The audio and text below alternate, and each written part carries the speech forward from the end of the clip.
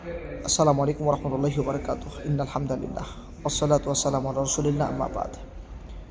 আজকে একটি video clip সামনে এসেছে, যে ভিডিওটা ডক্টর আসাদুল্লাহ গালিব হাফিজাহুল্লাহ আহলে হাদিস আন্দোলনের আমির, তাকে নিয়ে বাজে মন্তব্য করা হয়েছে, তাকে সুরুরি বলা হয়েছে, ইখওয়ানি বলা হয়েছে। জর্দানের শেখ ডক্টর উসামা আল উতাইবি হাফিজাহুল্লাহ তিনি এ কথা বলেছেন। বাংলার জমিনে ডক্টর আসাদুল্লাহ গালিব হাফিজাহুল্লাহ খেদমত উপমহাদেশ জুড়ে তার যে খেদমত লেখনী, তার যে দাওয়া, আমরা সকলে অবগত আছি যে কী পরিমাণে প্রভাব পড়েছে। আবদুল্লাহ আল কাফি রাহিমাহুল্লাহর পরে ডক্টর আসাদুল গালিব হাফিজাহুল্লাহ তিনি যে দাওয়াতি কাজ করে যাচ্ছেন বাংলার জমিনে, দ্বিতীয় আর কাউকে কি দেখাতে পারবে যে এত প্রখরভাবে অতন্দ্র প্রহরী বাতিলের বিরুদ্ধে আপোষহীনভাবে সালাফি দাওয়াত নিয়ে মাঠে ময়দানে কাজ করছেন? সুরুরি বলেছে, ইখওয়ানি বলেছে।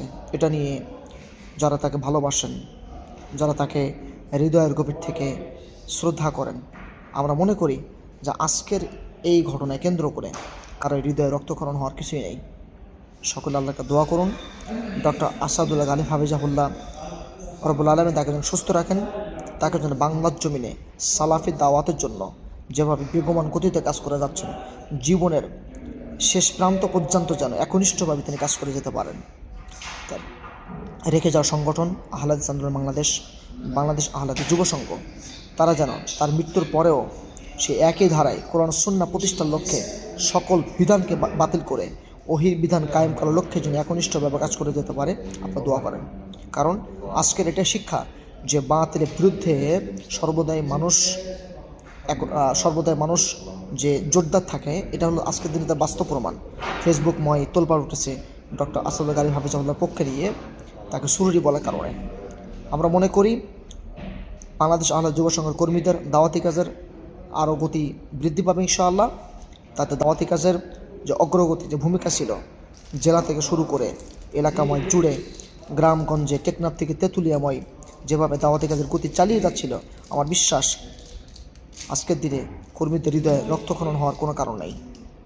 আমার বিশ্বাস তারা আরও দাওয়াতি কাজের গতি বাড়িয়ে দিবে, এবং কিভাবে এই দাওয়াতি কাজকে আরও বেশি সালাফি দাওয়াতকে সামনে এগিয়ে নিয়ে যাওয়া যায়, হিংসা বিদ্বেষ সকল কিছুকে দূরীভূত করে পিছিয়ে লোকে কিছু বলতে থাকুক, অসুবিধা নেই। আমরা আমাদের দাওয়াতি কাজকে আরও এগিয়ে নিয়ে যাবো ইনশাআল্লাহ।